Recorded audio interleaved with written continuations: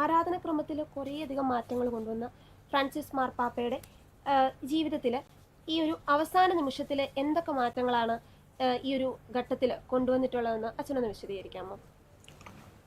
വാസ്തവത്തിൽ ഈ ഒരു വിഷ്വൽസ് ഞാനിപ്പോഴാണ് ഒന്ന് നേരെ കാണുന്നത്.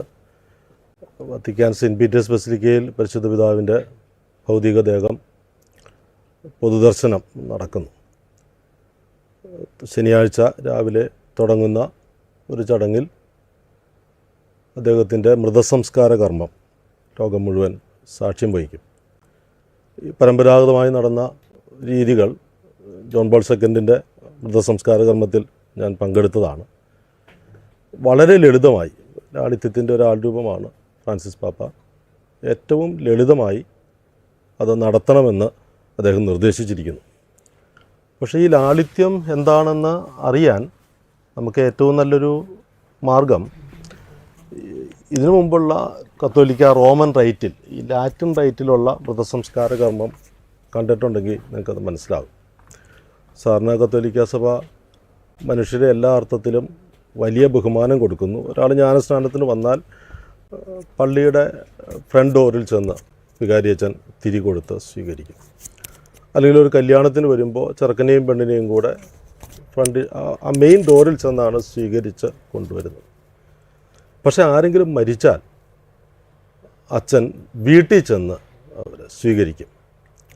എന്നിട്ടൊരു ആംബുലൻസിലാണ് കൊണ്ടുവരുന്നതെങ്കിൽ ആ ആംബുലൻസിൽ അതിൻ്റെ മുമ്പിൽ തന്നെ ഈ ലിറ്റർജിക്കൽ ഡ്രസ്സോട് കൂടി അച്ഛൻ വരും. നമ്മൾ സാധാരണ പറയുന്നൊരു കൊളോക്കിയൽ ലാംഗ്വേജ് ശവം എടുക്കാൻ അച്ഛൻ വന്നു എന്നാണ്. അച്ഛനാണ് പോയി ശവം എടുത്തുകൊണ്ട് വരുന്നത്.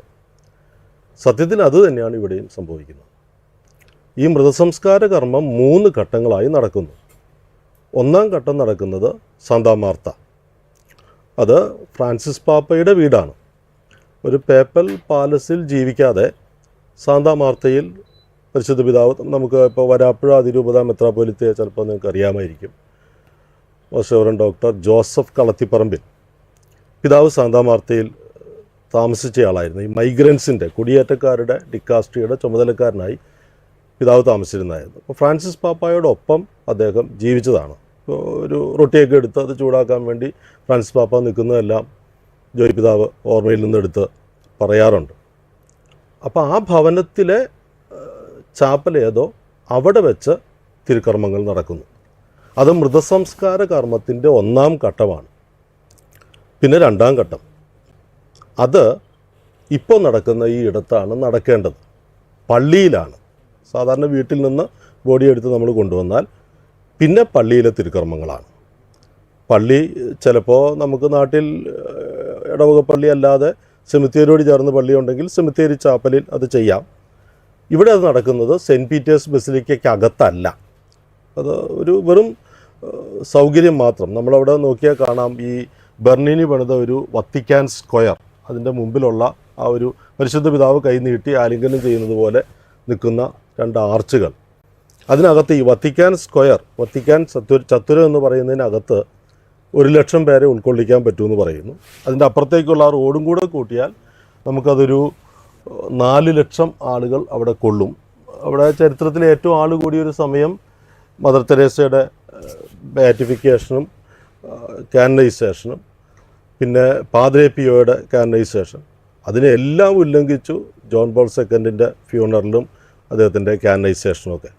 അപ്പോൾ ആ വത്തിക്കാൻ സ്ക്വയറിൽ സെയിൻറ്റ് പീറ്റേഴ്സ് ബസിലിക്കയുടെ മോണ്ടലം എന്ന് പറയാവുന്ന വിധത്തിൽ ഫ്രണ്ടിലിരുന്നായിരിക്കും ആ ചടങ്ങുകൾ നടത്തുന്നത്. അത് ലത്തീൻ ക്രമത്തിലുള്ള ഒരു കുർബാന മധ്യേ ആണ് ചടങ്ങുകൾ. കുർബാന പരിശുദ്ധ പിതാവിൻ്റെ ബോഡി ഒരു സിമ്പിൾ പെട്ടിയിൽ മുമ്പിൽ വെച്ചുകൊണ്ട് കുർബാന അർപ്പിക്കുന്നു. ആ കുർബാനയ്ക്കിടയ്ക്ക് ബാക്കി കാര്യങ്ങൾ നടത്തുന്നു. അതാണ് 2ാം ഘട്ടം. പിന്നെ 3ാം ഘട്ടം എവിടെ അടക്കുന്നോ, സെമിത്തേരി ആണെങ്കിൽ ആ സെമിത്തേരിയിൽ കുഴിക്കൽ വെച്ചുള്ള പ്രാർത്ഥന. ഇവിടെ കുഴി എന്ന് പറയുമ്പോൾ നമ്മൾ സാധാരണ ഒരു മൃതദേഹം അടക്കാനുള്ള കുഴിയോടനുബന്ധിച്ച് സാധാരണ പള്ളികളിൽ സെമിത്തേരിയിൽ ചെറിയൊരു ചാപ്പലുണ്ടാകും, അവിടെ വെച്ചത് നടത്തും. ഇത് മരിയ മജോറെ ബസിലിക്കയിലാണ് അടക്കുന്നത്. മരിയ മജോറെ ബസിലിക്ക, അത് പരിശുദ്ധ പിതാവിൻ്റെ താല്പര്യമായിരുന്നു. റോമിലുള്ള പരിശുദ്ധ അമ്മയുടെ പേരിലുള്ള ബസിലിക്കയാണ്. അപ്പോൾ അങ്ങോട്ട് കൊണ്ടുപോയി അവിടെ വെച്ച് അടക്കുന്നു.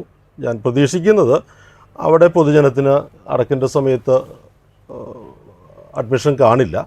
കർദിനാൾമാരും മെത്രാന്മാരും ചിലപ്പോൾ മീഡിയ പേഴ്സൺസ് അവിടെ ഉണ്ടാകും. ഏതായാലും ഈ മൃതസംസ്കാര കർമ്മത്തിൻ്റെ 3-ാം ഘട്ടം അവിടെയാണ് നടക്കുന്നത്. ഇപ്പോൾ നമ്മൾ കാണുന്നത് ഈ ഒരു പൊതുദർശനമാണ്. അത് വെള്ളിയാഴ്ച വൈകുന്നേരം തീരും. അത് ജോൺ പോൾ സെക്കൻഡിൻ്റെ കാര്യത്തിൽ വന്നപ്പോൾ രാത്രി ഒരു 2 മണിക്കോ മറ്റോ ഒന്ന് പൂട്ടി പള്ളി. അത് കഴിഞ്ഞ് 1 മണിക്കൂർ കഴിഞ്ഞപ്പോൾ പള്ളി വീണ്ടും തുറന്നു. 38 മണിക്കൂർ വരെ ആളുകൾ ക്യൂവിൽ നിന്നു. അപ്പോൾ 2 ദിവസം പൂർണ്ണമായി അവിടെ ഈ മൊബൈൽ ടോയ്ലറ്റ് അടക്കം ഉണ്ടായിരുന്നു. ആളുകൾക്ക് കമ്പിളി എല്ലാം ഇട്ട് കൊടുക്കുന്നുണ്ടായിരുന്നു.